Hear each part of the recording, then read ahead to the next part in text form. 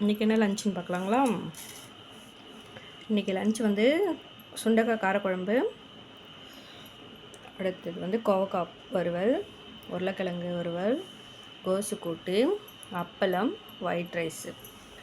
இது வந்து கடையில் ஒரு லஞ்ச் வாங்கிட்டு வந்தோம். இதில் என்னென்ன இருக்குன்னு பார்க்கலாங்களா? இந்த ஒயிட் ரைஸு, இது வந்து ஒரு ரசம் நினைக்கிறேன்.